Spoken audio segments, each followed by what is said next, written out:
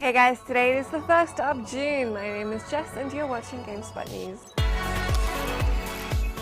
First up, Square Enix's Active Time Report show has revealed new details about Final Fantasy XV. The video confirmed that the game will feature a character progression system that functions similar to a skill tree. It also revealed that the game isn't fully open world, but rather consists of a series of large areas that you'll encounter sequentially. Game director Hajime Tabata explained that despite Final Fantasy XV appearing to be an action game in trailers, it is still very much an RPG that will have various systems as well as difficulty options. Protagonist Noctis will have 7 weapon types in his Amiga arsenal, and piloting ships is about to get quite a bit trickier, as you'll need to reload at a checkpoint if you crash.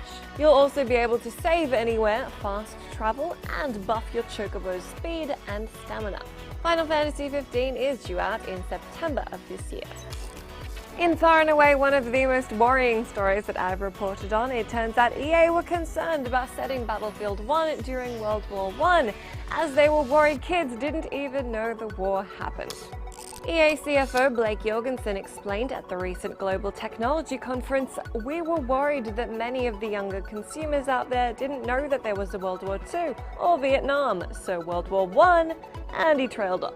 Switching gears to something more positive, he added, "I think what people don't understand about World War I is the technology shift that went on during the war. People started the war on horseback and ended the war with airplanes and tanks and battleships and submarines. And that's a huge opportunity for us to be able to do a video game around." Battlefield 1 launches on October 21. Finally, Take-Two CEO Strauss Zelnick has had some interesting things to say about GTA Online and VR. GTA Online has been really quite successful, with some believing that it's brought in over $500 million just from microtransactions. Even if that's the case, the publisher don't intend to support it forever. As Zelnick explains, "We do expect GTA Online's results to moderate because October will be 3 years since we released it. Not only was it not our intention that GTA Online was permanent, but it's important that it not be permanent. We have to rest the franchise at some point." Zelnick has previously called franchises like GTA, Red Dead, and Evolve permanent, but not individual game modes.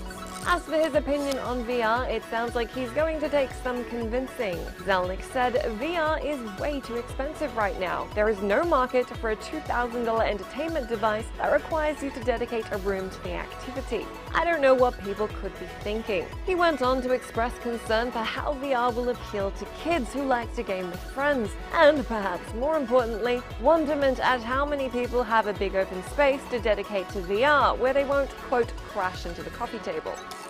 Let me know down in that comment box where you stand on VR, and be sure to head to GameSpot, where we've got stories on Overwatch and Deus Ex. That is everything I have for you today, but do let me know your thoughts and feelings on today's stories, and I will see you again tomorrow.